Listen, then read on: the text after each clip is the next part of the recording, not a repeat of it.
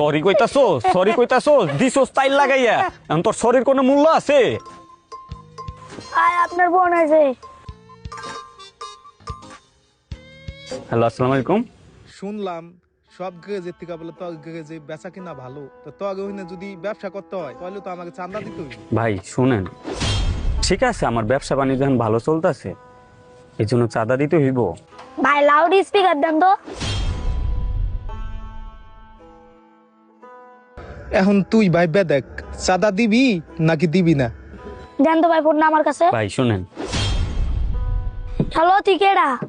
তুই আমার উস্তাদের কাছটা চান্দা চাস? তুই সন্ধ্যার পর আয়, সন্ধ্যার পর আমি দোকানে থাকি। তোর মুখটা জ্বালাই পেশিং দা জ্বালাই করে দে মানে। রাখ ফোন রাখ।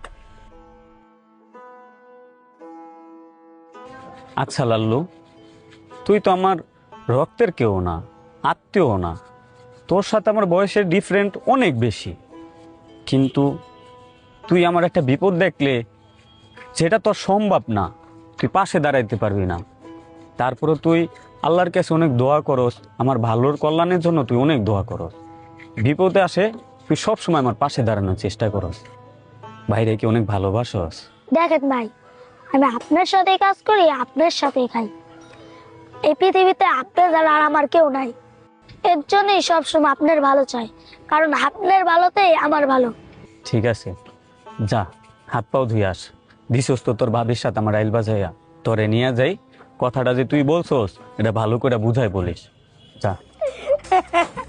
ভাই বোন না আরেকটু দেন, ভাবির উপর না আরেকটু জেতাই দেই।